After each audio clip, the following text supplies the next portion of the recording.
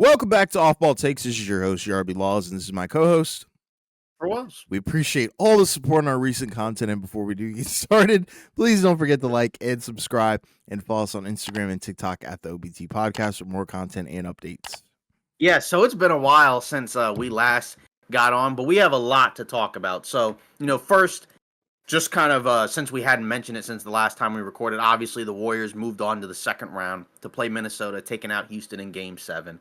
And then obviously we talked about the last time we recorded because it was before that game. We had no idea what was going to happen. I thought Golden State would win just because I thought in a Game 7 with veteran guys, you could close it out against a young team. And it looked kind of sketchy early on, but the Warriors were able to pull it out. Some of the young guys for the Rockets, like Amen Thompson was great.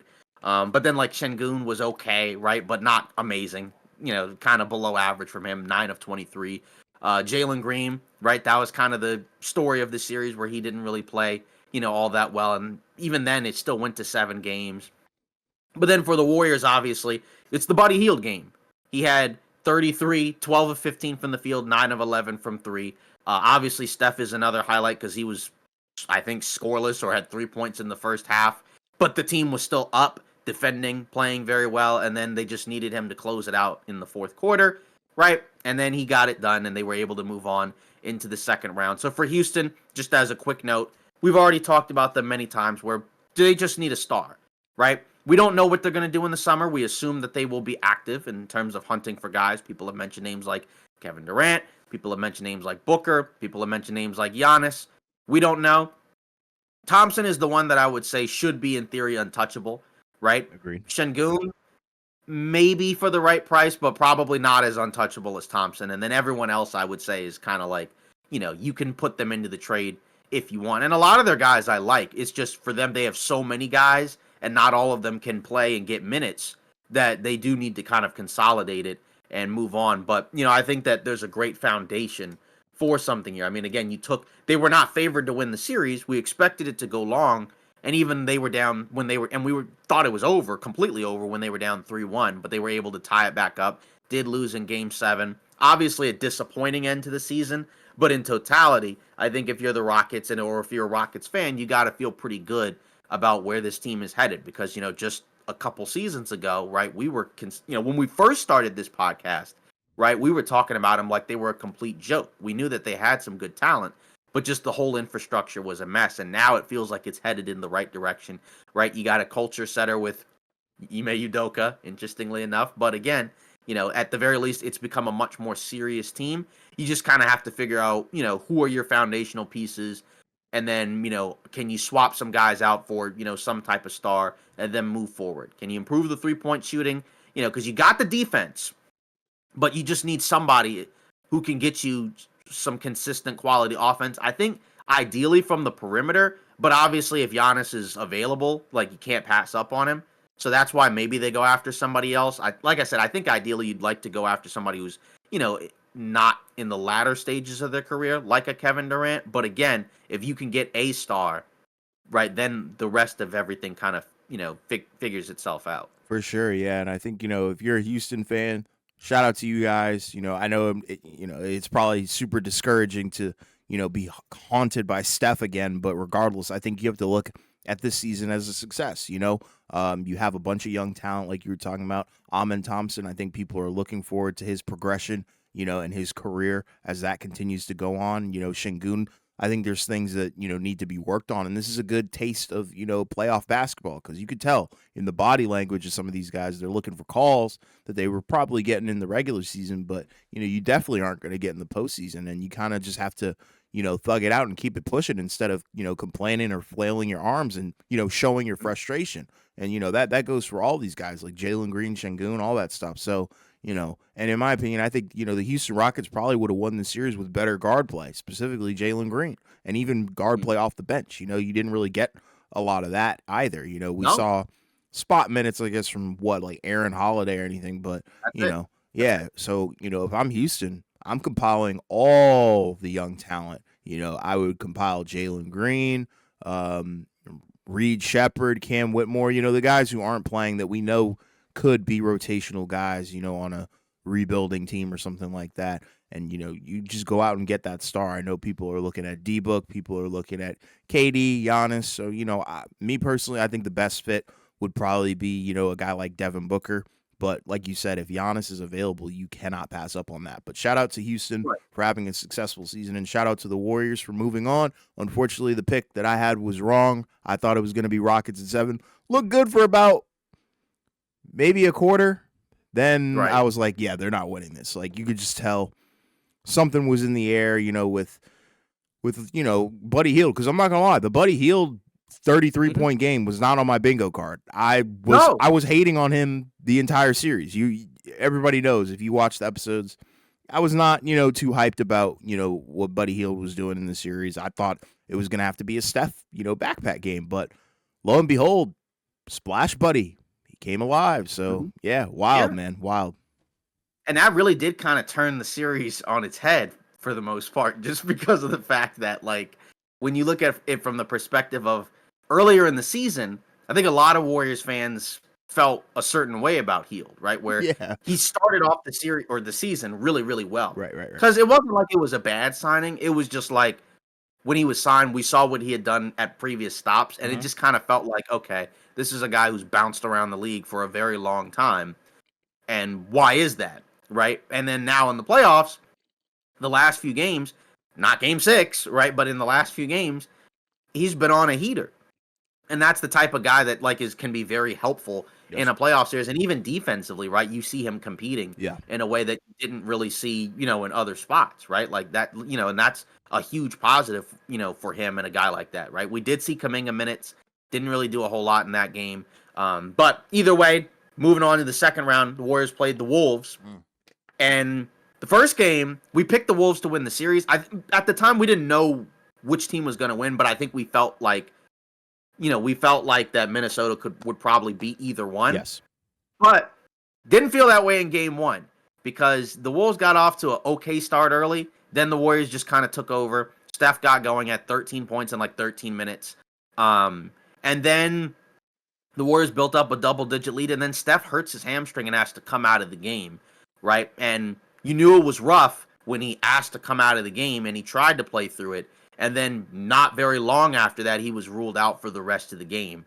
And that obviously was a major problem because then we got the news the next day, right, that he's going to be out for at least a week, right, or reevaluated in a week, which basically means he's going to miss games at least 2, 3, and 4, right? He missed game 2. We're recording this after game 2 Yes, happened, sir. and the Wolves responded and blew the Warriors back out.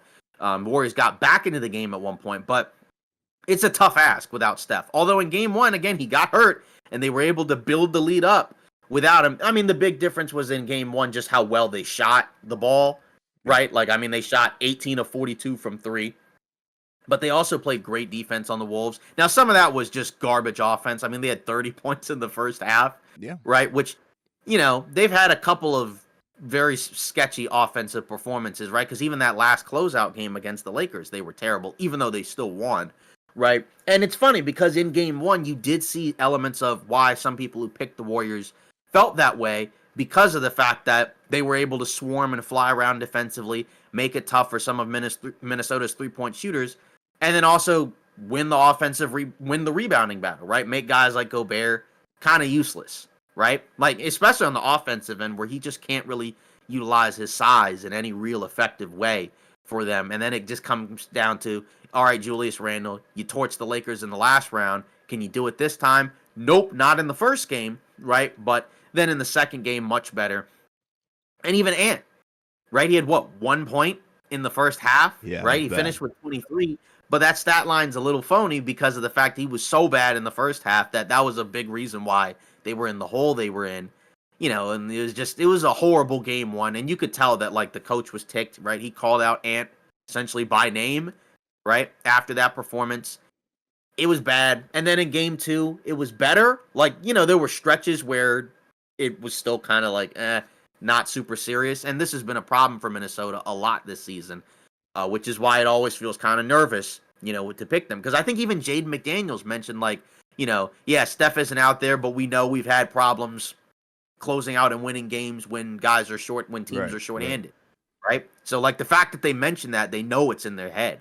But to me, if Steph is going to miss the next 2, 3, 4 games, like you should win, in my opinion, all those games Agreed. because if you can defend Golden State and make it so that they can't just get off whatever they want, and like they're going to score in some spots, like you should win because outside of Butler, who else on this team in theory is making you nervous? Now, Buddy Hield is shooting well, so that's a problem, obviously, because of the fact that that's a guy that when he gets hot, it's tough, right? Because he puts up shots in volume, and when they're going in, it's just tough because like a lot of the stuff that Golden State does offensively is like getting these guys open, right? A lot of motion, a lot of screens, and sometimes that can be tough for a big team like Minnesota to be able to handle, right? Which is why, like I said, some people made the case that they felt like the Warriors could win this series, right? It just comes down to now with the Steph injury, just awful. How do the Warriors hold on? Because offensively, they could be okay. I mean, they weren't great offensively in this game, but Minnesota wasn't great offensively either until midway through the third, right? Because the Wolves had built up a 20-point lead in the first half. Then the Warriors cut it early in the third, right? Hmm. Like they were getting stops, they were getting out in transition, forcing turnovers, and that's how the Warriors can win these games. It's just without Steph, your offensive floor is just so much lower, right? And that's kind of it. Like they scored 93 points, which they scored 99 in game one, but it was 93, like, and it was garbage time. So for most of the game, they were really struggling offensively. And you look around and like Pods 4 of 9. Some of that was late when the game was over. Heald was 4 of 9 from three, but 5 of 14 overall. Quentin Post started, played 3 minutes, stunk, and then Draymond was 4 of 5 from three in the first game. This game got the same type of looks, only made one, right? And that's kind of a big key there. And then Butler, that's another guy where he's going to need to have, without Steph, he's going to need to have bigger games than the games that he's had so far. They were able to get away with it in game one because you got more from other guys, but that's not going to happen every game. You're not, guaranteed to get 20 plus out of Buddy Hield. You even got a decent Kuminga game, right? He had like 18 and 5, 8 of 11 from the field, mostly good drives, and cuts and transition offense. Looney played like 2 minutes, didn't really do anything. And that's the thing, like, you give credit to Kerr for being able to switch things up, put different guys out there when things aren't working.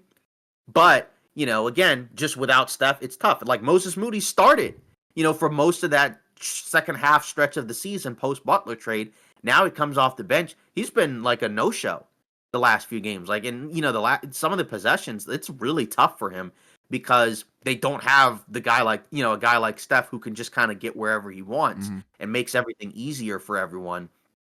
And now all these other guys are forced to create a lot more of their own offense, and it's not like an easy thing for a lot of those guys to do.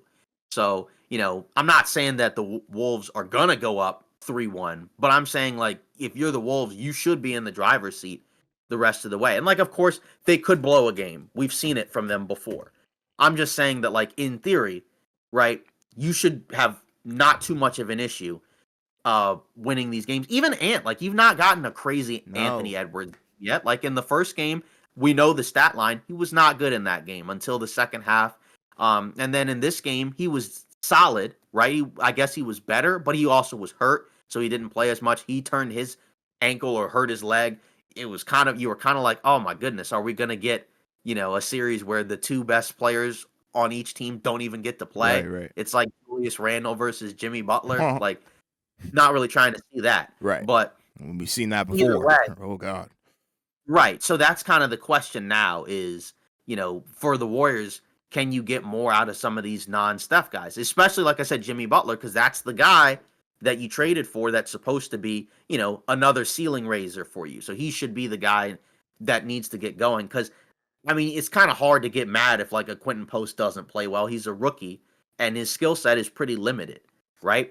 A guy like a Moses Moody, guys like Moody and Peyton, they're just going to look different, without Steph, which is obvious. Like that's not a hot take, right? When your best player, who's also like the structure of your system, is not playing, a lot of these guys are going to look a lot different, right? So they're in a rough spot. I'm not going to sit here and say it's over, but for Golden State, like even if Steph comes back, like, let's say he comes back and it's like game 5 and they're down 3-1. There's no guarantee that they win all 3 of those games.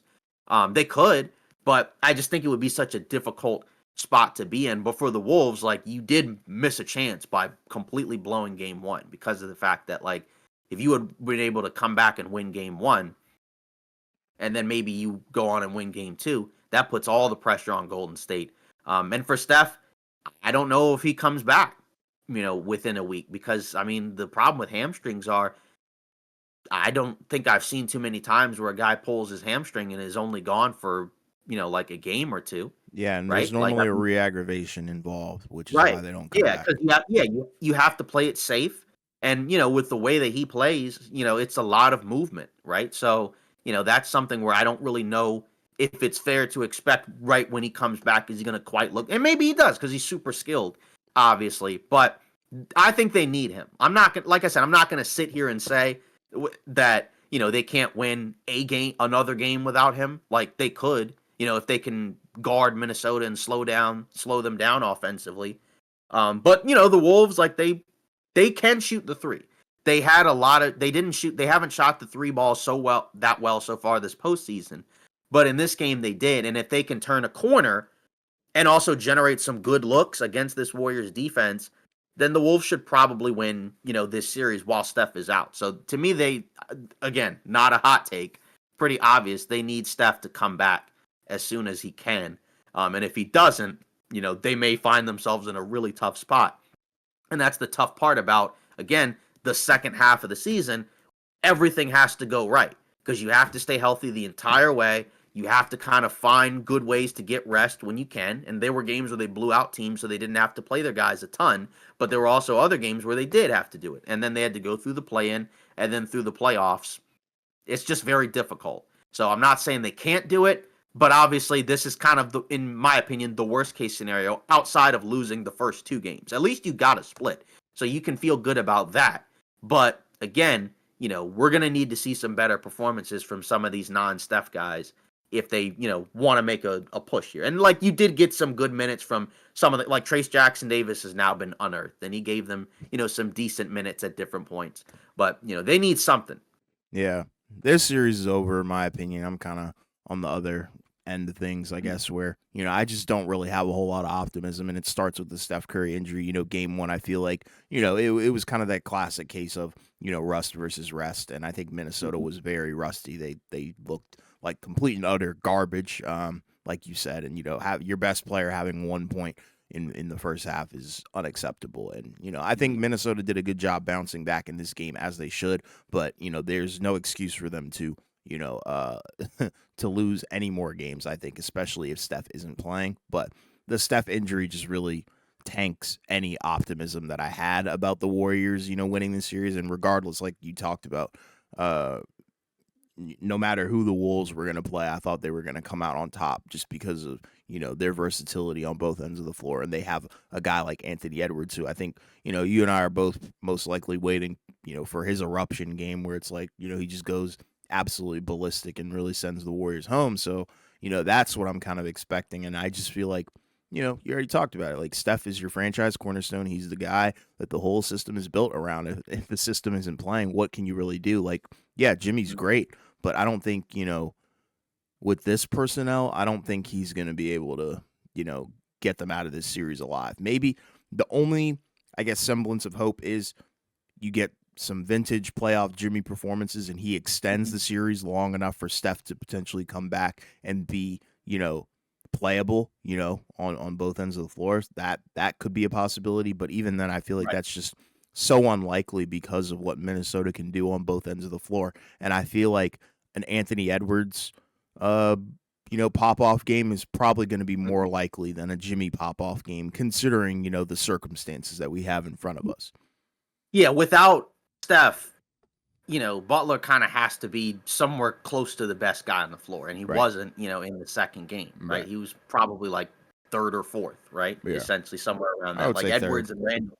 Yeah, exactly. Edwards and Randall were better than him in this game, even with Edwards not playing quite as much. Yeah. And that's just kind of the thing is that like if it comes down to Ant and Randall versus Jimmy Butler and someone else, that might be, like you said, that's the part where it's kind of difficult. And we know defensively, with or without Steph, they'll be relatively fine, right? You could make the case maybe they might be better, but because of everything he does offensively, it's such a trade, it's a bad trade-off, right? Like, Sure. obviously, you'd rather, again, pretty obvious, you'd rather have Steph than not have him. It's just, again, what you have to do offensively is you have to have a lot of high-level performances from guys every game, and I just don't know how fair you can, how much you can expect that without Steph, because, like I said, he just makes things so much easier for everyone out there. Again, they got hot in game one, and that was a big part of how they were able to push the lead up. And like you said, Minnesota was garbage, and some of that was how the Warriors defended him. And, like, was the Warriors defense bad in this game?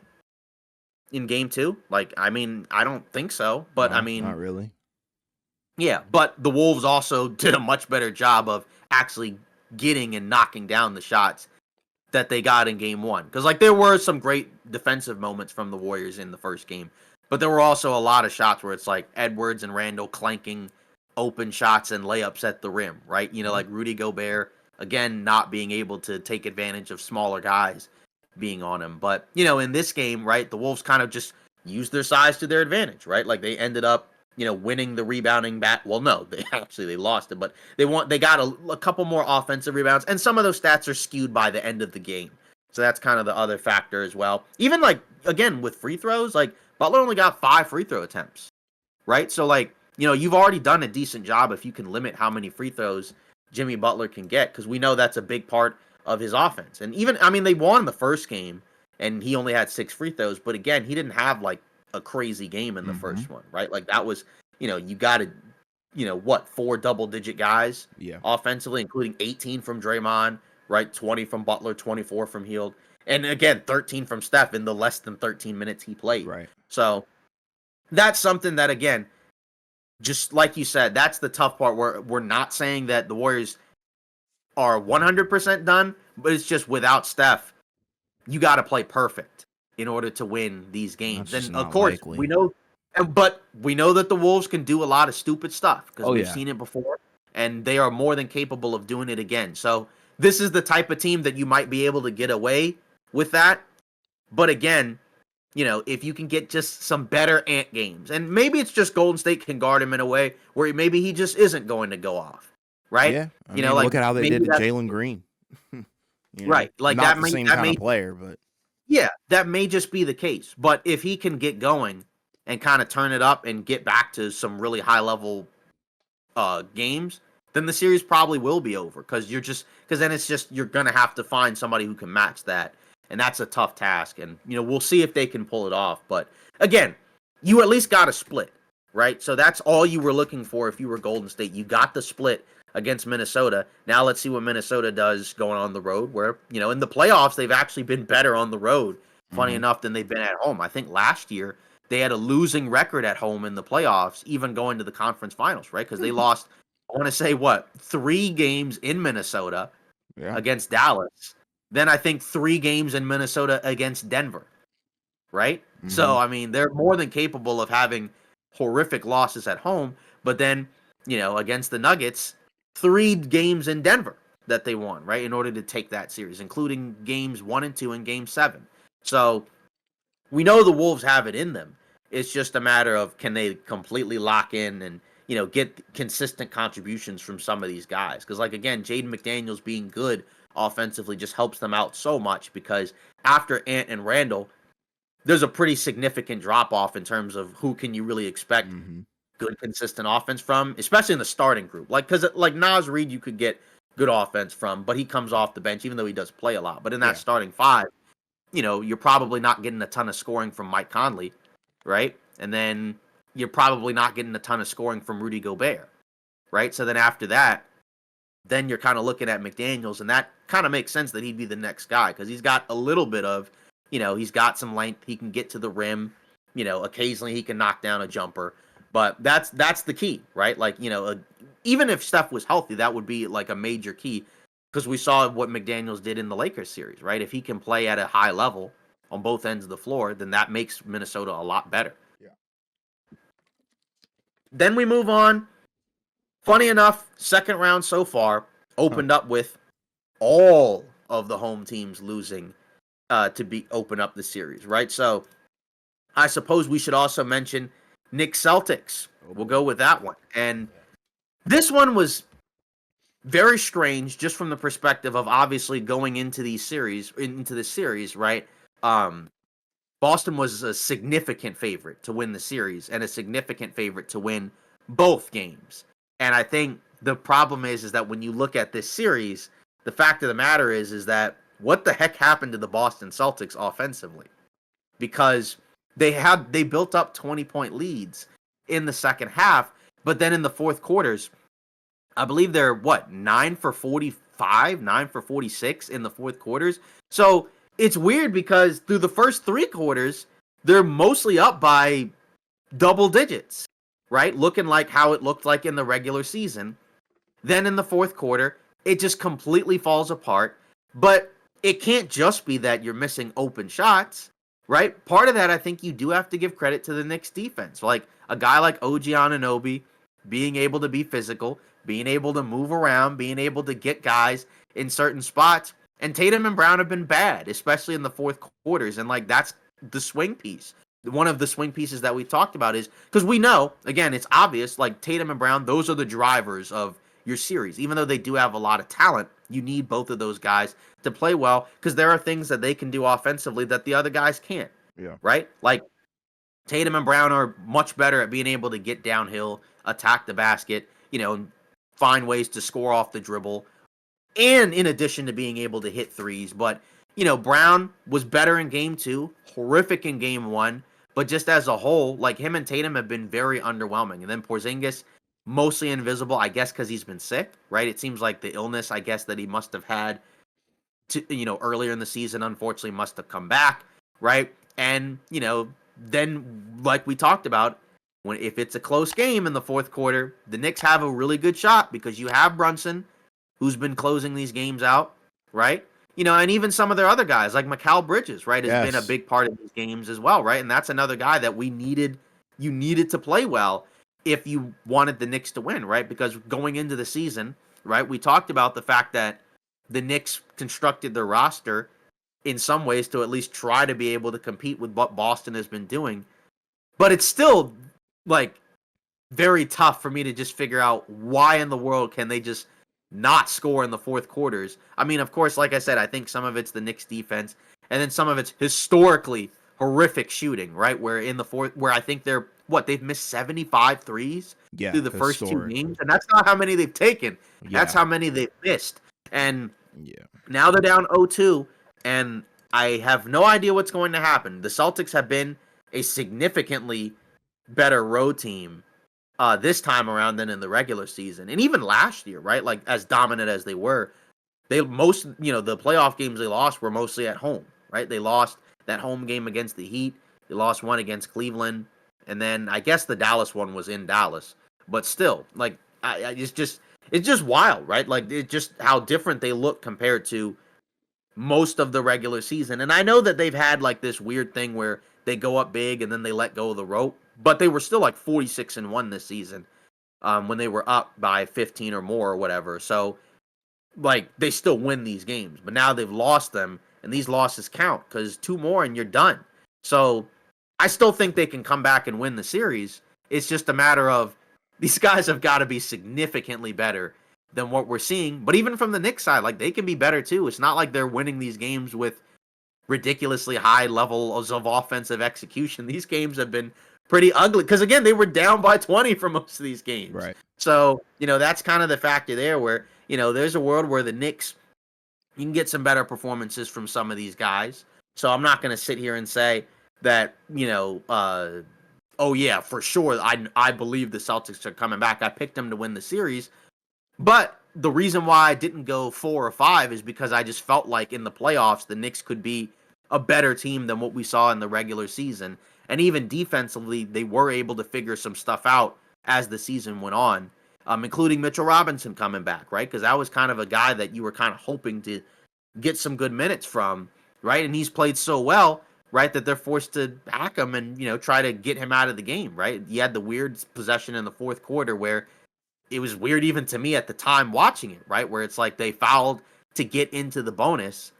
And then they're like, okay, well, we'll just take him out. And now we're in the bonus the rest of the way. And it's like, what's going on here? So can't really explain that part. But I think regardless, you have to give the Knicks credit for the way that they're playing, which is different from the regular season, right? Because they were, because some of the stuff that they're doing in these series, they were not doing as consistently in the regular season, even though we believed that maybe they could do it, right? Like they're winning not winning, but they are getting offensive rebounds, right? Shout out Josh Hart. He's been a big part of that.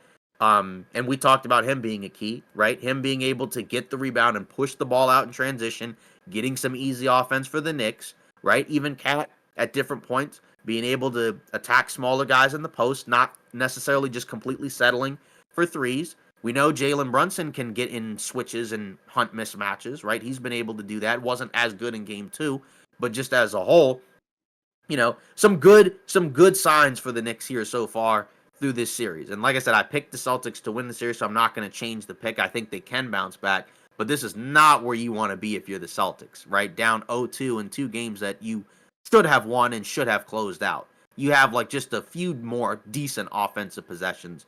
You win these games, but they were not able to do that. And like I said, I don't think it's completely all just the Celtics missing wide open shots. It's things that the Knicks are doing to make it tough, and at the very least getting certain guys to take more shots, right, than you would probably like if you're the Celtics, right? Like, not that Al Horford can't make threes, but he was 2 for 11 and 0 of 5 from 3, right? Peyton Pritchard got up 9 threes, which again, he can make them, right? But you'll take that if you're the defense, over like a pretty balanced 3-point spread where like everybody's getting like a pretty good, evenly distributed amount of shots in terms of their diet.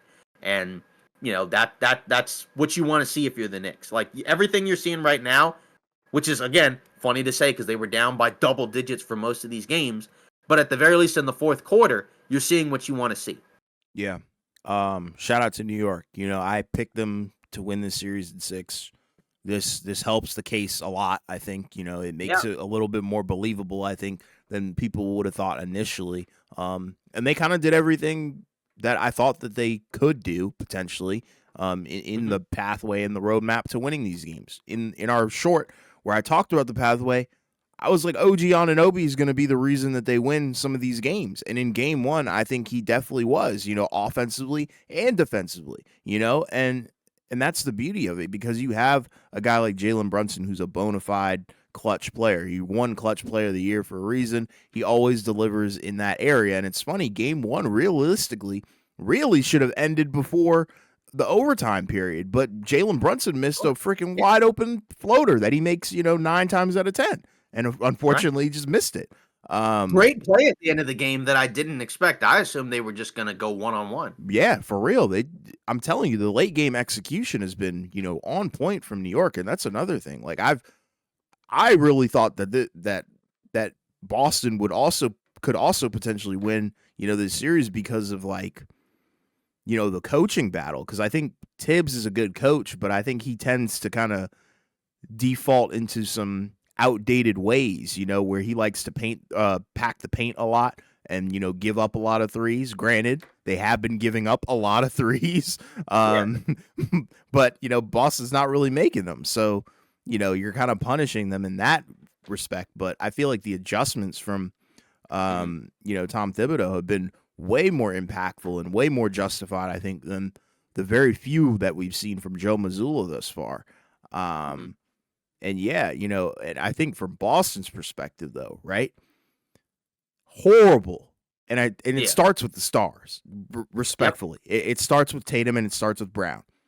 Game 1, both of them, needed to be held accountable.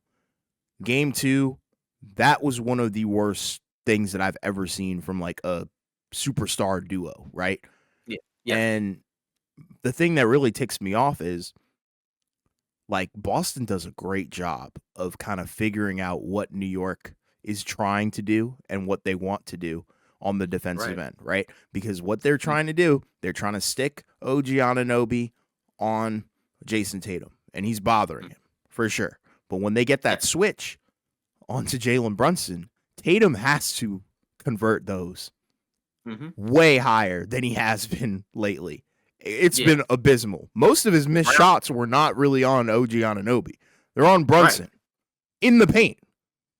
What are we doing? 5 for 19, 1 of 5 from Yeah, 3. So most and of that's his game shots two. not, yeah, that was game 2, and most of his shots were not most of the star shots have not been from the three-point line. Like, say Right. for Derek White, he's 3 of 11 from 3. He took 17 shots. So that means all but 6 of his shots were three-point attempts, right? Horford, 11 shot attempts, 5 threes. That's half, basically, right? A little less than half.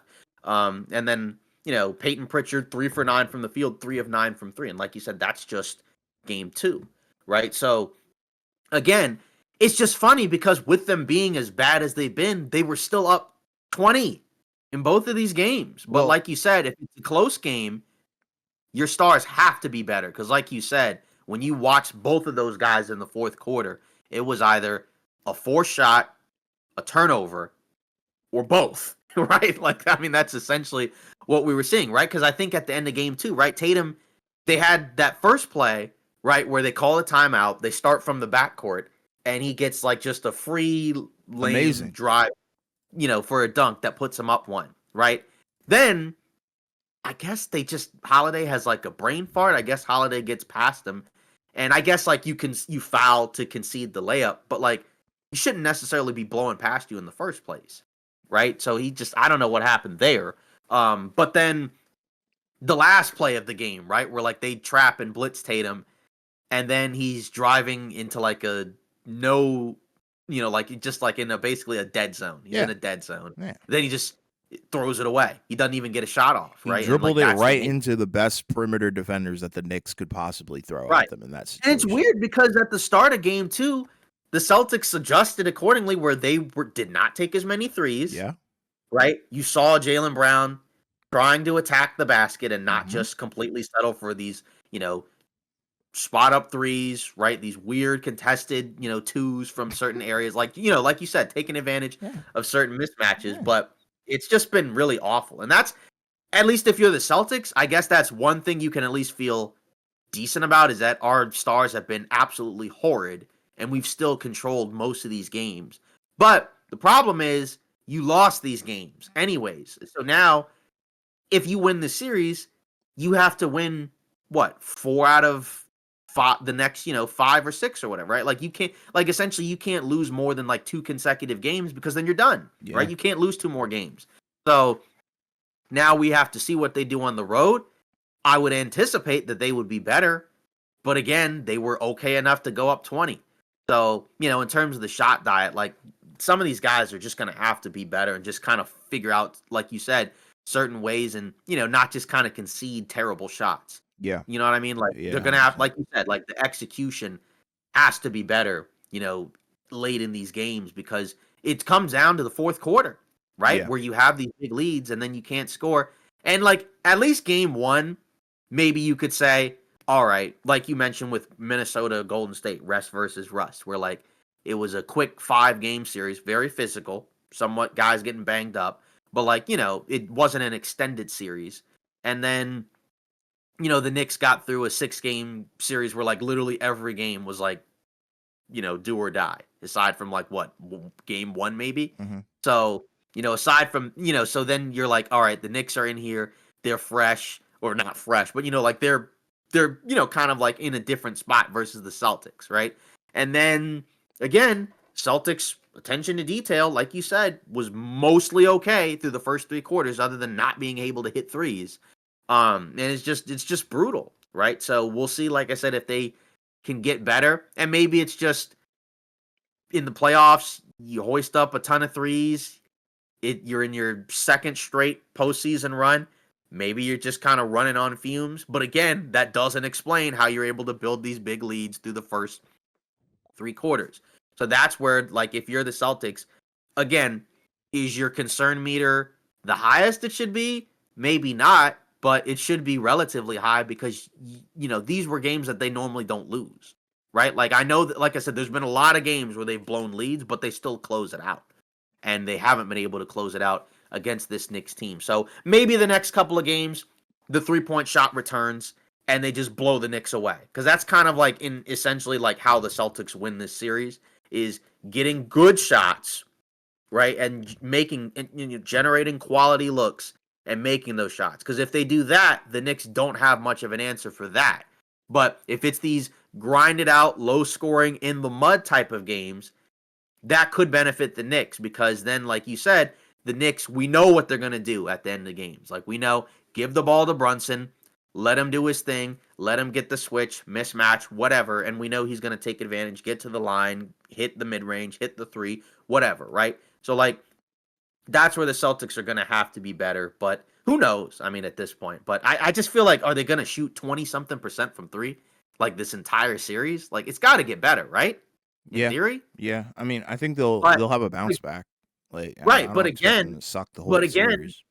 yeah. But again, it's not like the Knicks are shooting that much better. I mean, they shot the ball well in game one, but that was, again, skewed by some of what we saw from the comeback, Yeah. right?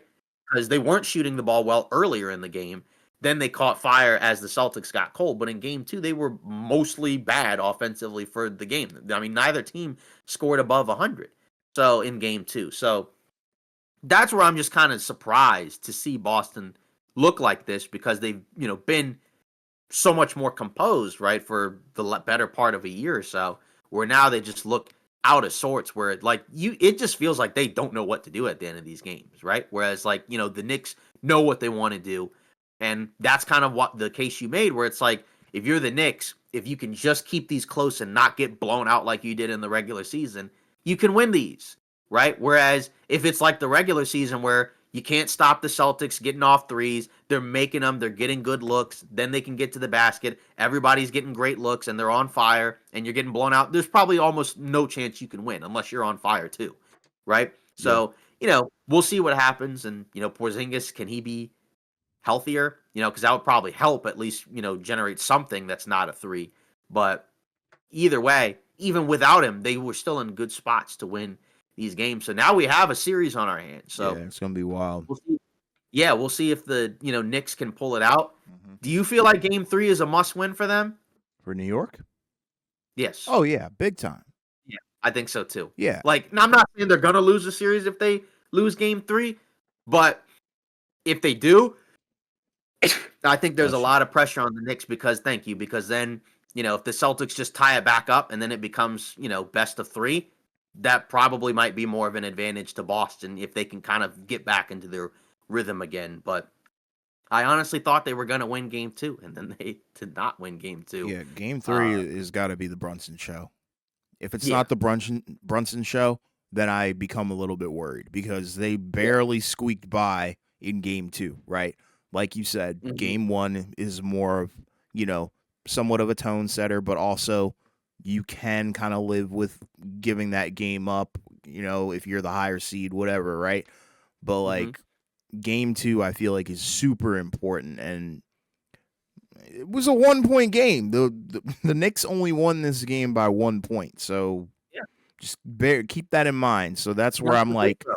that's Run some yeah, free throws. exactly. That's where I'm kind of questioning, like, okay, what do they look like game 3 at home? Hmm. I need somebody to really pop off because Jalen Brunson didn't even like have the greatest of games. Like he delivered when it No, he was mattered. 6 for 19. He delivered when it mattered, which is really all that Yeah. matters.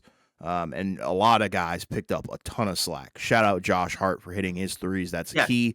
Shout out to Bridges on the defensive end and having an amazing peak fourth quarter as well. Towns, too, having a much better game in game 2 than he did in game 1, being active Right. on the boards, both ends of the floor, yada, yada, Mhm. yada. But at the end of the day, I need Brunson to show up in game 3. If he doesn't show Mikal up in Bridges, game 3, it's done. Mikal Bridges scoreless basically through three quarters and then Exactly. scores 14 in the fourth. Uh-huh. Um, Yeah, and like you said, that's funny because the game two was pretty balanced production from a lot of the Knicks guys. Where it's just like you look at the Celtics and like how many guys would you say in that Knicks game, in that Knicks Celtics game, how many guys would you say in terms of like ordering the performances would you put before you get to Tatum and Brown? Like, I mean, it's got to be like 3, 4, 5, somewhere around that, right? Like Yeah. that's a problem, right? Because like in this series, if the Celtics want to win, Tatum and Brown need to be two of the three best guys out there every game, essentially, right? Like, of course, they have a good supporting cast, so there could be games where they stink it up and the other guys play better. but just as a whole, right? Like you need them to be better. And that's like at the very least where you're like, okay, if those guys are better, then they should win these games because then it should in theory be easier for the other guys to, you know, help out. Like you shouldn't have to just bank on like, oh my gosh, can Derek White hit this three, please? You know, you like you said, you got to look at your stars in these close games, you Yep. know, that the Celtics lost. And I mean, I don't know. I don't think they're going to be that bad the rest of the way. At least for Brown, I guess you can make the case like, yeah, he's got the knee thing. But, you know, and that's a big problem. Like, when was the last time we saw him get like a dunk? I mean, like, it feels Yeah. like Good point. it feels like it's been a while, but just as a whole, you know, not making excuses, right? So, like, you know, because the Knicks literally play like 5, 6 guys, Yep. you know, every game. So, you know, you got to be better if you're the Celtics. And I think they can be. Like you said, game 3 will show us a lot, right? Because they're the defending champs. And if they bounce back, start to finish, have a great game 3, then we'll be like, all right, here's the defending champs. They've arrived. They're here to kind of get back into the series. And if they just, you know, just fade and lose game 3, then we'll know. Okay, all right, Yep. they packed it up. Yep. Now we go into Cavs Pacers. Oh boy, our picks might be in trouble. Yeah. On We this both one, picked yeah. the Cavs to win in 6. They are down 0-2 through the first 2 games, and you start with the injuries. Obviously, game 1, no Darius Garland. You still felt like the Cavs could win that game. And they did not, right? The Pacers controlled the game for the vast majority of the game, right? The Cavs were able at times to get back in. And it's funny, you know, because in game 1, you look at the 3-point shooting and you're like, you know, the Pacers hit like 23s. Cavs shot 9 for 38, not laying everything down to shooting variance. But it's like, again, you could see a scenario where, kind of like we said, the Cavs swept the Heat in game 1. Very different team from Indiana, right? Maybe you just come in a little bit flat. But then there was game 2.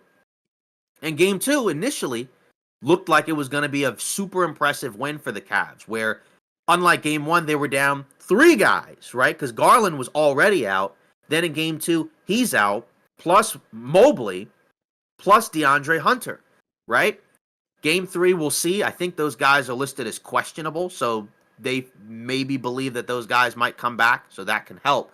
But game 2, the Cavs were up for the vast majority of the game, right? Pretty much the entire game until the last 40 seconds of the game where they forgot how to inbound the ball, forgot how to box out free throw shooters, and then, yeah, just ridiculous offense from Tyrese Halliburton to close out the game.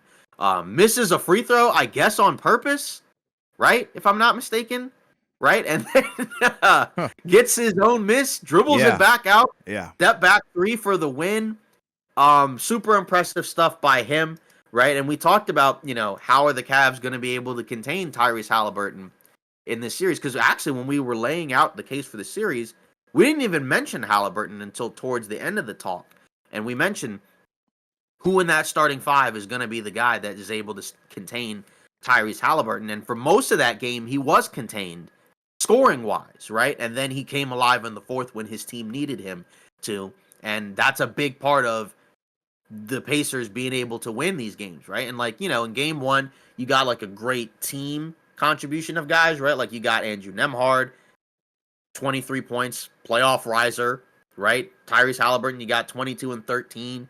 You got 17, right? 34 combined for Siakam and Nesmith. And then off the bench, 11 from Mathurin. And then game 2, like I said, is just brutal for Cleveland because you were shorthanded. Donovan Mitchell had 47 points. And not an easy 40, or no, he had 48, and not an easy 48, because it was a lot of attacking the basket, getting to the free throw line, stuff that he didn't have to do quite as much during the regular season. Then you got a big Max Strus game. He had 23, right? 5 of 12 from 3. Jared Allen with a 22-point double-double game. And then even Sam Merrill, who was in the starting 5, he got 14. But then all of it wasted, right? Ty Jerome, where are you? 1 for 14 from the field, 7% from the field, 3 assists, but that's like the only positive. And his stock is dropping immensely. And I think, in fairness, like, yeah, against good teams in the playoffs, this is the argument for, like, yeah, why he's not a starting point guard. It's just like without Garland, you need somebody offensively to pick up the slack. But the thing is, you did get it. Like you were able Yeah. to survive a terrible Ty Jerome game because you got big games from Strus and Jared Allen and Sam Merrill, but then just a complete collapse at the end of the game, like I said, including an inbounds turnover, a put back dunk that you gave up off of a missed free throw. Just everything that could go wrong went wrong. And now this team that is the 1 seed in the East that won 64 games and we thought was almost a lock to make the conference finals is now injured, down 0-2 at home, and now just 2 wins away from their season being completely over. I'm not going to sit here and say it's over. I think it kind of depends on if these guys come back. If you can get Garland and Mobley to come back and return and they can at least be somewhat productive, I think you can tie this back up and, go from there. But, we're recording this, like I said, before we know for sure if these guys are coming back. If those guys don't come back for game 3, like, this series is probably done. Because Indiana at home, I mean, they already took 2 games on the road, and we know the Pacers are great at home. And it just feels like that the Pacers can do almost whatever they want. But again, it's hard to say that because the Cavs were up 20 in this game. Like, they did not look good for most of the game.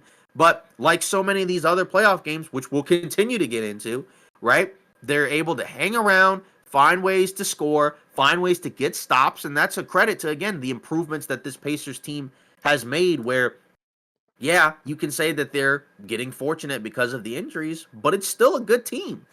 Well, like it's starting to feel like, yeah, maybe last year wasn't a fluke. And again, yes, there were injuries, shorthanded guys, and the Pacers have been by and large fully healthy. Last year they had some guys out due to injury, right? Like Mathurin, I'm pretty sure was out, right? And that's a key piece for them. But just as a whole, right? It just rough because for the Cavs, again, the regular season they played pretty much perfectly, right? Like they managed their guys' minutes so that way nobody was really having a major workload over the course of the regular season. All their guys played like 30 minutes or less per game. If guys needed to rest, they would sit them, and they had a deep team. And now in the playoffs, all that's completely gone. And like I said, it feels like the Pacers are going to win this series now. It's just a matter of, like I said, can these Cavs guys come back? But even if they do, what condition are they going to be in? If they can be good, I think they can, like I said, tie it up and make it a series. But it just becomes so much harder now, where it's hard to not give the edge to Indiana right now. It's just it's a lot to overcome. Yeah, Cleveland's in a similar situation, to Boston for different reasons, though. Obviously, health is playing a huge factor. Not having Evan Mobley for a game and Darius Garland for 2, right? And I think with game 1, I kind of waved it off. I was like, Garland didn't You can play. feel Garland's absence, though. You can feel it. 100%. And I was like, Garland didn't play. Yada yada yada. Like I'm like, all right, cool. That's fine. Game 2, I expect them to come out, firing. And that's what they did. And that's the unfortunate part is you had a great game, I think, depth-wise from Cleveland, right? They showcased why they are so good. You have a guy like Sam Merrill who just comes in sparking threes automatically. Strus doing his thing. Donovan Mitchell also reminding us, yeah, he was that guy before he came to a stacked team, with tons of young talent, right? He was carrying Utah, pretty much single-handedly offensively to the playoffs every year. But, him giving us, performance like that, Jared Allen being pretty solid, Dean Wade being Dean Wade, I guess. But, like, you love to see it. But then you have guys like Ty Jerome. You have the late game execution, lack thereof, selling in the fourth quarter. It's just all bad. And I feel like that really sucks because you had this game, I think, in the bag until the fourth quarter really hit. And I think you really started to feel the presence of Indiana, which is why I think you and I both said, yeah, people are sleeping on this team. Like, I think we were more on the side of, we already knew coming into the season and most likely into this postseason, last year was not a fluke. You could just tell by the way that they did execute, certain things in the postseason. Like, they were ready, and it was an opportunity that they took advantage of, and I think they've continued that momentum, into this season and this series. And and they've gotten a lot of internal development. They've gotten, a year under their belt with, some of the newer connections, with adding Pascal Siakam into the mix. I mean, it makes the team dangerous and scary. Yeah. And yeah, I mean, completely unexpected, I think. I knew Right. that we thought that this series would be a little bit longer just because of Indiana's talent and, maybe the uncertainty of Cleveland. But I didn't think it would start like this, where Indiana has a 2-0 lead and Cleveland lost both home games and they're hurt. Yikes. Like, that just kind of tells me series might be over before it even really started. Right. And that's the brutal part because, like you said, if you win game 2, then it's a split, which is not the worst case scenario. And then you go back to Indiana and hopefully these other guys come back. Right. And then you have a chance to either split in Indiana or maybe win both. But Right. now you cannot lose another game. Like, again, if you go back to Cleveland, 3-1 or out, I mean, you can't go back to Cleveland if you lose the next 2, but like just as a whole, like if you go back to Cleveland, without having winning both, like that series is done. Yeah. So like and I don't know if that's going to happen because again, the health of some of these guys is in question. And again, this, like you said, and like I said, this was the game where if you're the Cavs, you did everything you needed to do, right? Like you said, like they came out with a different type of response, a good response in game 2 compared to what we saw in game 1. And the Pacers were frazzled and didn't really know what to do. And then, like you said, they were able to hang around. But even when they cut into the lead, you still felt like, the Cavs probably got this game. They got this game. And then they didn't. It was like the Bucks in game 5, right? Where you thought that they were going to hold on and make it a 6-game series. And then everything falls apart. Like I've not seen as many inbounds turnovers in the playoffs as I've seen this season, or even in the regular season that happened, a decent amount. And, like, again, we talked about it before we recorded where like there's a testament to, the athletes, like the talent here and like the schemes that a lot of these teams are running. Cause it's not like these guys are just stupidly throwing the ball away. Like the teams are making it tough. They're not quitting. They're not giving up and not conceding. And, we've seen a number of big comebacks in the playoffs so far. It's been, a great postseason, a great second round. It just sucks that it feels like we're starting to get the injuries that we were hoping to not get. Right. That unfortunately happen every year, like the injuries to Steph, now the injuries to Cleveland. Porzingis again not really being able to make much of an impact because of his health, although his is illness related, but still, just as a whole, it's been tough, for some of these teams. And like I said, I don't know where this series goes, but this was one of the reasons why, because I made the mistake, because like I said on the live stream, I said Cavs in 6, and then I accidentally said in 5. But the reason, like you said, why we both thought it would go 6 at least is because of the fact that, like you said, Indiana's good.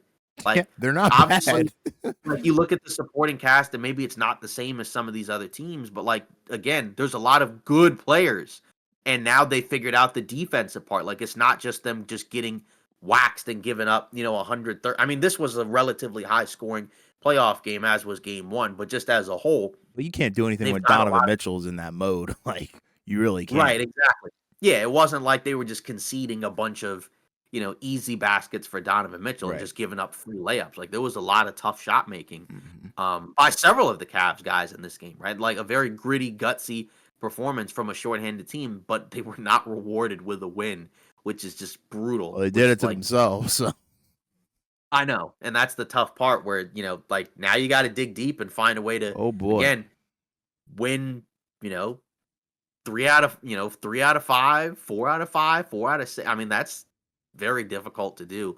Again, especially when you have to do it on the road. I think they can do it, but like I said, it's just these guys are going to have to come back. I don't think they'll be able to do it if these guys aren't able to play. Yeah, But they even need if they him. play, they still have to be good. Like just them being out there just because they're gunning out a performance isn't enough. And I don't know what condition they're in. With Garland, they said that they felt like it was a significant injury, which already is not good because, again, toe is serious, right? So Yeah. if he comes back, what does he look like? I don't know, but you could feel his absence in game 1, but you didn't think that like, they can't win game 2, and Right. it's just brutal from a Cavs perspective, but from a Pacers perspective, this is what you want because again, don't really want to completely forecast ahead, but if you can get to the conference finals again, right? And maybe you don't play the Celtics. Like, I'm not saying that they're gonna beat the Knicks, but like you have like a decent case, like a decent shot at being able to maybe make an improbable finals run, Yeah. right? So that's if you're the Pacers, like, this is your moment to kind of seize the opportunity. And again, like we said, shout out to Halliburton, right? That's a guy that, again, we know is a polarizing player, for different reasons, but he's shown up and he's shown out in this series and through these playoffs so far, coming up in big moments when they need him to. And that's what makes him a star, is it's not just, the passing and playmaking, but it's all the other things he can do as well. And he shows up late in games, and that's what you need, Yeah. your best player to do. Super clutch, man. Yeah. And then we have this other playoff series, right? Yeah. Thunder Nuggets. Oh Game boy. one was just a shot to the heart. We both picked Oklahoma City to win this series. I believe we both said it was in 5. I still Did not believe feel it. good about. Yeah, did not feel good about it in game 1. Didn't waver from the series, right? But just game 1, just watching it play out, it kind of felt like, oh, this is why, some people, not all, but some people are skeptical of Oklahoma City because of the fact that it was a tight game late and they couldn't find a way to squeeze it out. And, you look at some of that production where it's like, SGA relatively showed up 33, 10, and Big 8. time. Yeah, exactly. Made some big shots to initially put them up when the game was getting close. Got 20 off the bench from Caruso. You even got, 4 threes from Lou Dort, 12 from Hartenstein, but then Chet Holmgren, 12, 5 of 11, 5 fouls, brick 2 free throws that should have closed out the game. I don't know what they were doing in terms of, like, I know the you're fouling up by 3 thing. Like, I think, you're a foul up by 3 guy, right? Yeah, Yes. like, exactly. Like, we're both foul up, went up 3. It's just the problem was too early, and Jokic wasn't even out there. So, Yeah. like, if there was a moment where maybe you don't have to foul, it could be when Jokic is not out there, because then you got him to get back into the game. But then they were also able to get, the inbounds, the great inbounds dunk from SGA that felt like it should have closed out the game. But just as a whole, I just think it's tough to, go so quickly, because we always felt like you gotta trap, force them to call a timeout, or blitz the inbounder, force them to either call a timeout, or if they don't have any timeouts, get a 5-second call. Then if they get it in, blitz and trap, force them maybe into a jump ball, force them into a stupid pass or whatever. Then you foul. You don't do it right away. And Dagnall after the game essentially said, like, yeah, that was on me. That was my dumb idea. I shouldn't have done it. Right. But it was just rough because, like, you got a great Caruso game. And then you look at Jalen Williams and he was 5 for 20. And then it was like, okay, well, that, can't happen ideally. But even despite all of that, they still were in a great position to win game 1 where they were up double digits for most of that game. Right. And then you looked around at Denver. You got 42 and 22 from Jokic with 6 assists. Hmm. Hit a big 3, to get it back to a 1-point game. Great game from Aaron Gordon. Didn't even mention him. The game winner, right? Russ had 18 and 2. Very composed at the end of the game as well on both ends of the floor. He's the guy that kicked it out to Aaron Gordon, because we've seen in the past, sometimes from him in late in games, he wants to be the guy that shoots it. And he didn't do that. He kicked it to Gordon, who's quickly rising up the ranks in terms of, like, just great stories, just from the fact of, like, we know some of the personal stuff that happened to him in the last year or so. And then on top of that, right, he was a guy that teams literally left open because they did not care if he was going to shoot the 3. And now he's a really good 3-point shooter. He shot over 40% from 3 in the regular season. And obviously in the playoffs, right, he's made some big shots for them. So a lot of that has continued, right? I mean, even this postseason, I mean, he's at 36%, which isn't amazing, but, like, that's still good, right? And in the last few seasons, he's been like around 40% from 3 for Denver. It's just now he's shooting in higher volume, right? So that's good. He's still shooting well from 3 at a high volume. You got a couple of decent stretches from some of your bench guys. But just as a whole, you know, it wasn't like something where I'm completely worried about OKC winning the series, right? Like it was a bad loss, but even with all that went wrong, you were still comfortably up for most of the game, even with Denver getting an all-time great Jokic game, and decent games from the supporting cast, except for Michael Porter Jr. But then game two, this is what you wanted to see. Major bounce back game. We're up by what? Over 40. Game was pretty much over in the first quarter. Of course, we've seen teams come back from big leads, but this one felt different. And OKC was clicking on all cylinders. SGA, big time again. 34 and 8, 11 of 13, plus 51. Made all 11 of his free throws as well, right? Isaiah Hartenstein, quality game, right? Did a better job of not just having Chet guard Jokic a ton, right? Because you don't want him to do that a ton because he's probably going to foul and he's probably not going to be able to guard him necessarily. I think ideally you want him to be a roamer defensively. Of course, it's perfectly fine to have lineups where he's out there as your defensive five. And then also they had Jalen Williams, right? Jay will play, and he got to play with Chet somewhat. Of course, again, minutes distribution is skewed because they destroyed Denver in this game, so they didn't have to play a ton. And you got a better Jalen Williams game, although again, you didn't really need, a great one. But just as a whole, game two, much more indicative, I think, of the things that we liked about Oklahoma City. And I'm not going to sit here and say that they're going to blow out Denver every game after here or from here on out, but just as a whole, right? You liked a lot more of what you saw in game two, and even in game one, most of what you saw you were okay with until the last minute.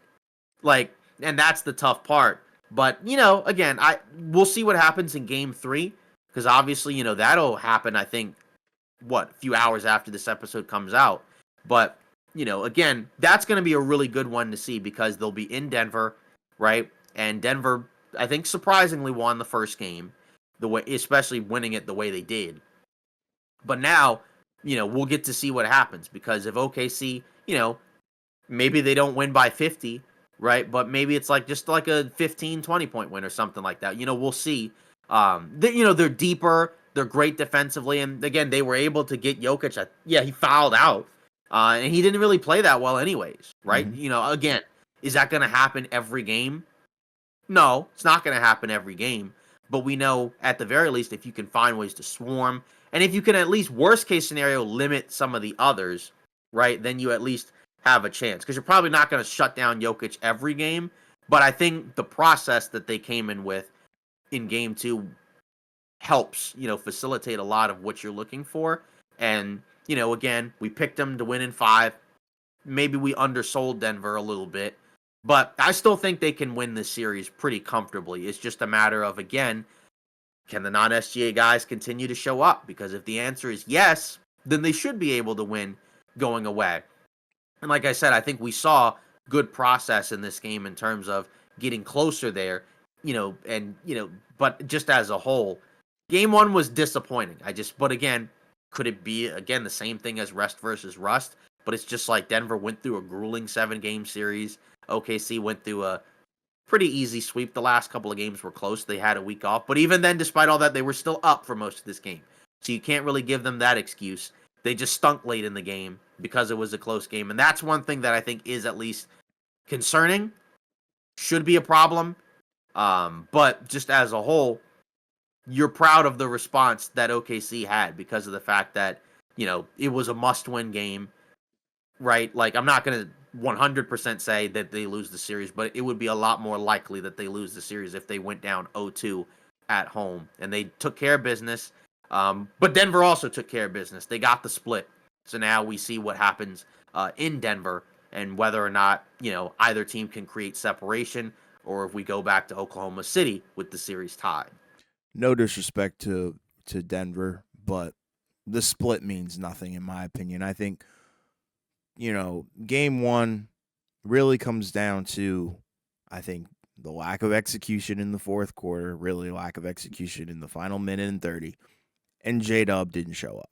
That's just a recipe for disaster for Oklahoma City. I don't expect that to happen, and I don't expect it to repeat throughout this series. I expect J-Dub to play better, execute, like he did in game two. Obviously, like you said, didn't really need too much from him because, you got a collective unit going. But if he shows up in close games and they execute better, in that fourth quarter, then I see no reason why they should lose a single game going forward. You're getting monster games from Shea. Everybody else just needs to lock in and they need to execute. Simple as that. Like, yeah, we already know that Jokic is going to get his. That's cool. But I think defensively, what the Thunder can do and what they did do in game 2 is what I expect them to, have that. I want them to have that tenacity throughout the entire series, right? Like, I want them to take Jamal Murray out the game. I want them to make Aaron Gordon feel like he's useless. I want them to make Michael Porter Jr. feel like he's garbage as well. They have the defensive personnel to do that. And I'm not even trying to be funny. Like, that's what it looks like. If if you want to look at the box score, go ahead. But if you watch that game, a lot of those guys look completely unplayable, lost at times because of what Oklahoma City was able to do on both ends of the floor. And I think that should be the mentality that this team has, And I feel like game 1 was a little bit of rust and just bad execution. But I think they'll be great throughout the rest of the series. And I think they'll handedly handle the Nuggets. Yeah, and that's the thing for them is that that's the thing that can be concerning is if it's a close game, right? Is anybody other than SGA going to be able to show up? Because if they don't, right, then that's where it can get a little bit dicey, and that's the concern, right? Because we know they're more than capable of just blowing teams out, right? We've seen them do it in these playoffs, and we've seen them do it throughout the regular season. Record 87 points in one half, by the way, most in NBA history. Exactly, right? That's the type of stuff. And again, it was also helped by the fact that their 3-point shooting, right, came back. They shot, 44% from 3, only on 36 attempts. I mean, I guess, they're like 39 attempts in the regular season. Mm-hmm. And again, skewed somewhat by garbage time, right? Which was a decent chunk of the game. Mm-hmm. So, that was like half the game. But regardless, this is what you wanted to see from Oklahoma City because again, it looked kind of worrisome in game 1. But what do you think is gonna happen in game 3? Like, do you expect Oklahoma City to win that one? I guess if we're saying it's in 5, right? Then I guess they gotta win. Yeah, Oklahoma City doesn't lose another game, in my opinion. But just from a Denver perspective, what can they do to maybe take advantage in game 3 and not have a game happen again like this one? Right, Jamal Murray looks at Oklahoma City like he looks at the Lakers. That's all I could really say. I think you need Jamal Murray to show up consistently throughout the entire series, but specifically for Game 3, you need him to show up at home. You need the role players to elevate as well. I feel like you could get a little bit more from some of the other guys. Like I want to see and I know like Russ actually has been really good in this series thus far. But I think you need a little bit more, right? Peyton Watson, I think he was, better in game 2, but at the same time, garbage time as well. So I want to see him, maybe be a little bit better. Christian Brown, I think, needs to be a lot better. Beyond that, I mean, you don't really have anything, role player wise coming out of there. But I feel like the role players have to, kind of show up in a way where the trend is role players play better at home in the playoffs. Like, I kind of would say that needs to happen, and Jamal Murray needs to be a legit number 2 option and not garbage. But that's going to be a tall task because Oklahoma City's so good defensively. So, right, and it's like 6, 7 guys. So again, if one of those guys don't play well, there's not like a great option to swap someone out, right? Like essentially, it's kind of been if MPJ's bad, you kind of swap him out with Russ, who's a different player. And then, the only other guy is Peyton Watson, right? I guess they're kind of trying Julian Strother somewhat, but it's just, again, I don't know. It's just kind of hard. And again, like some of that's just garbage time, but just as a whole, I don't think there's anything Denver can do in terms of like, can they give somebody maybe more minutes? I think some of it's just like you said, because we know they are a significantly less deep of a team, it's going to take a collective on both ends of the floor where some of these guys are going to have to be better. But again, like you said, OKC, and like we said going into the series, OKC's got the personnel to limit Jamal Murray. Again, 4 for 9, right? 14 points. But again, just only 1 assist, right? And we know playmaking is kind of a big aspect of even though he's not like a double digit assist type guy, he is a guy that in the playoffs we've seen him be more than capable of also running your offense, even with the second unit, right? Because that's kind of a big part of like how Denver would have to survive when Jokic isn't out there. Is can Jamal Murray keep the second unit humming, right? Can he get guys good looks? Can he score, right? And that's kind of what you anticipate, right? So if you're going to get a low offensive scoring output from him and a low amount of assists, right? Then yeah, it's like then he really didn't do a whole lot out there, Right. right? Versus like okay, maybe he had like 16, but he got like 7, 8 assists, right? Something like that. That is passable, and we know some of that is going to be assist to Jokic, who was not very good in this game. And the other aspect that we hadn't talked about, right, is the fact that we know OKC defensively. This is kind of one of the arguments of is it better to be a small, can you get away with more if you're small and physical, or can you get away if you're big and physical with more?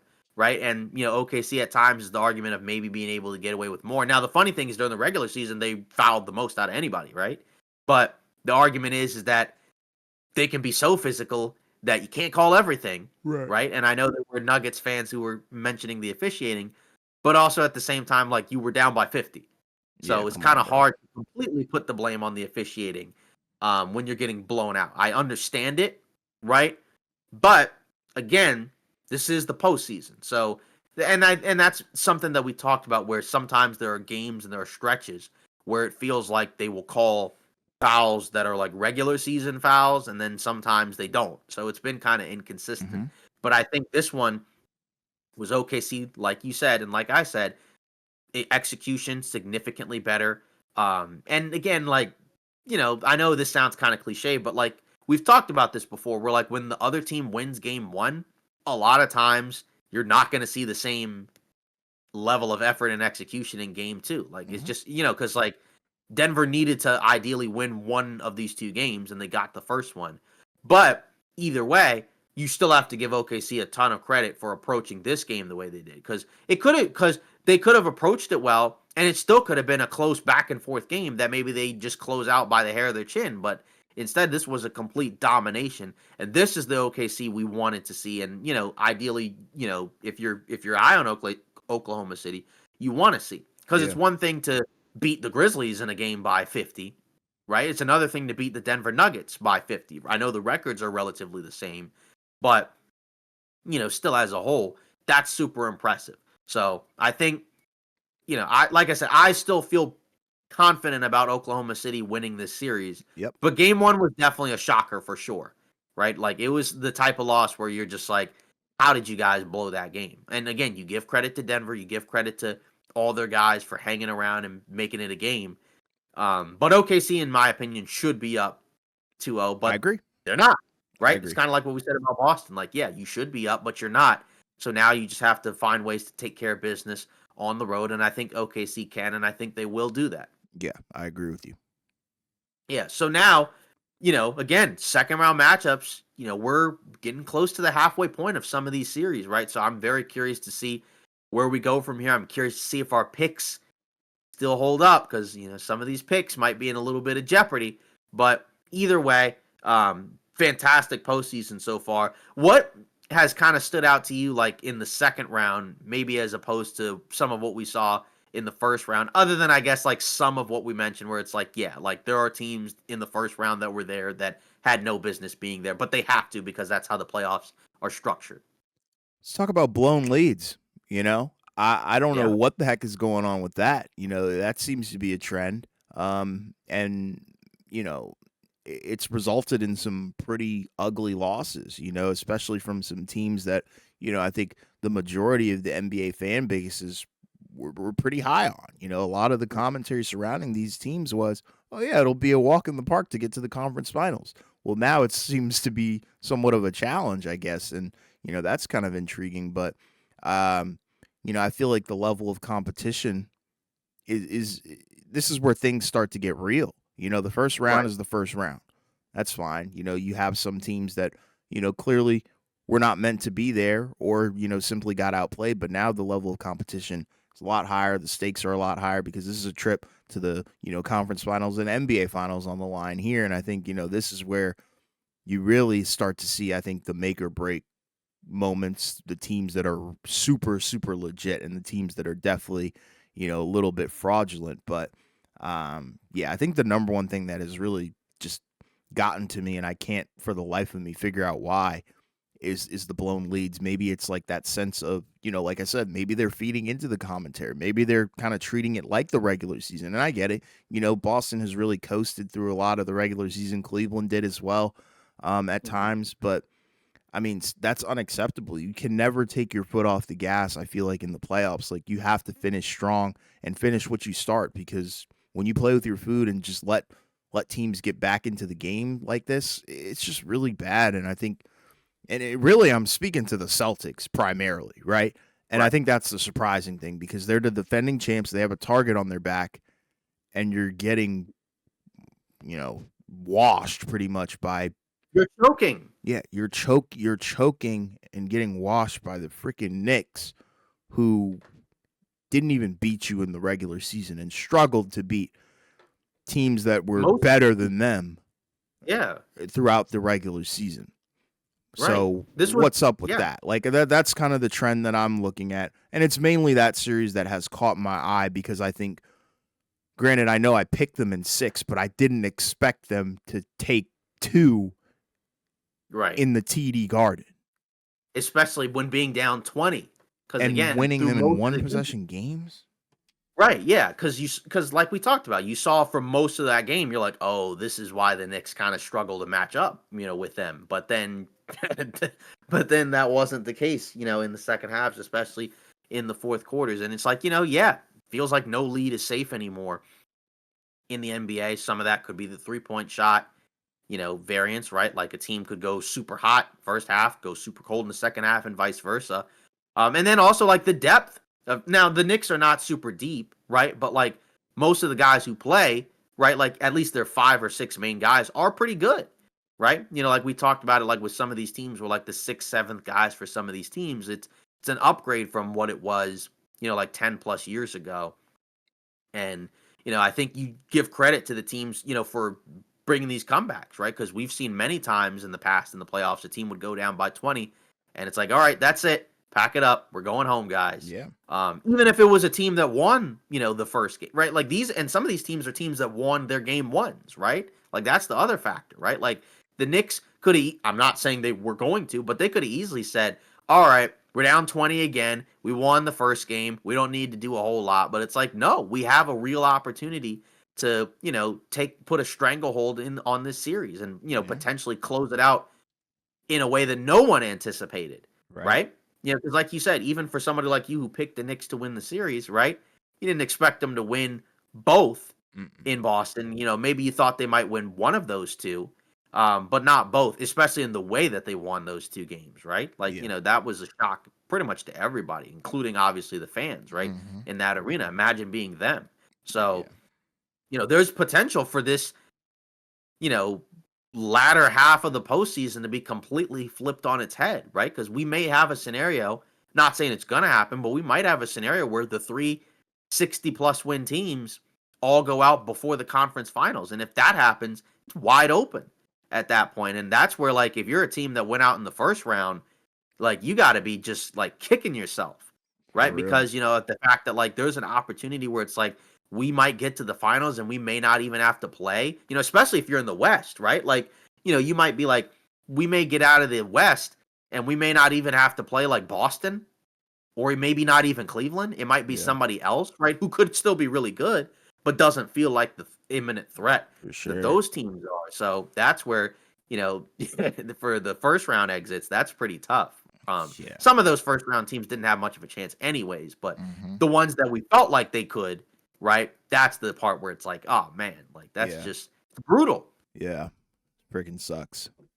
Yeah, so for the second round, this is exciting. Just from, basketball is back, purest form in the playoffs, right? And it's funny because we had that conversation earlier in the season about, the decline of the ratings and like, is basketball not good anymore? Like, what's going on? And we talked about it where we weren't in that position at all, right? We were more so just talking about it from the perspective of transitional period where they're trying to find that one, guy that can kind of carry the league, Hmm. right? Post LeBron, post Steph, and they haven't found it yet. There's a lot of potential guys that could take it, Hmm. but we don't know who it's going to be, as of right now. So we're still kind of in a transition period, right? Because again, there may be a scenario where once again, right, we're in the conference finals, NBA finals, and you're not seeing Steph, you're not seeing LeBron, you're not seeing Durant, or whomever else you want to add to that list, right? It Yeah. might be somebody completely different this time around. Yeah, man. It's wild. Up for grabs. Yeah. So now, I guess to close out, the rest of this episode, right? So in terms of what we were getting notifications about, it sounds like according to Sham Sharania that Fred Van Vliet, right? They pushed back his guarantee date for his contract all the way to June. And I guess part of that is because, it's in May, so they kind of have to figure out what they want to do with him. But basically, you have the option of either exercising the option, right? So opting into the $45 million, third year or whatever, or you could opt out and either not bring him back or renegotiate for like less money, but maybe multiple years, right? So maybe it could be like a 2, 3 year deal, but it's like, I don't know, 12, 15 million or something a year as opposed to, 1 year 45. And that may give them more flexibility for whatever happens for them going forward. Because I think ideally you don't really want to pay him $45 million next season, especially if, there's a scenario where you got to make trades to bring in some new guys. Maybe he's in the trade, so you need to exercise the option, or maybe he's not in the trade and you just want to bring him back and get more flexibility, whatever. But, that's a big deal, right? Because obviously, we'll see what their team looks like next season, but, there's a lot of moving parts in this one. Yeah, I think they declined the option. Um, he'll be back, I feel like you talked about, on a relatively smaller deal, which I think is good for both parties, right? If he wants Mhm. longevity and he likes to be, if he likes this role that he has in the Houston Rockets locker room where he is pretty much the vocal leader on and off the court. I think it's great because I think you can also bring back Steven Adams. I think we need to see that double big lineup once again. I want to see that, Sure. all throughout next season with them, and maybe bring in some shooters as well. Like that would be kind of nice, I guess, on like the exception money or whatever. So I feel like that would be pretty sick, and I don't know what their plans are development wise for like Thompson. I don't know if they want him to be a wing. Do they want him to be a guard? Like that's kind of the thing that I'm looking at, and I feel like the guard room is definitely the most the thing that needs the most addressing on the Houston Rockets as of right now. Right, for sure. And now I guess to close it out, like we usually do many times, right? We're gonna just mention comment, from our short or that we put on YouTube, and there was actually several of them. I'm only gonna pick one, right? But basically, this comes from D White at D White edits too. Every single starter on the Celtics can lock up every single starter on the Knicks, and we actually got a reply thread from a couple other people where they were kind of making fun of, I guess, like well, what happened the previous night, right? Like at I'm Sorrow and then at Ben Simmons underscore 2027, they were like, what happened last night? And then what happened again last night? So just kind of a funny exchange going on here, just from the perspective of, again, series has been, completely flipped on its head. They were like, what, 9, 10 point underdogs. Yeah, I mean, you love to see it, in terms of the discourse around this series. And like I said, that's kind of like why when you asked me, what were my thoughts on, the second round and stuff like that, that's why my brain automatically defaulted to that series Mhm. because I think it embodies what the second round is, right? It's really these are like the true teams that I feel like do have a legit shot at the championship. And Right. when it's two juggernauts like this, especially when on paper they're kind of built very similar, they're built, to Right. kind of, go after each other. Yeah. It's awesome. You have the This is why we wings. like this is Exactly. why we like this team going into the season. Again, I didn't like them enough to make them come out of the East, but with both of us, I'm pretty sure we picked the over on this Yeah, Knicks big team. I time. don't think they ended up hitting it, but it was super close. I mean, I think the over under was like what 53 wins or so, and they got 51, and that's with Brunson missing, like the last few weeks of the season. So Yeah, exactly. You love then it. on our IG, we had a poll: Celtics or Knicks. 100% took the Celtics, and right now that has not been the case. So we'll Yeah. see again what happens going forward.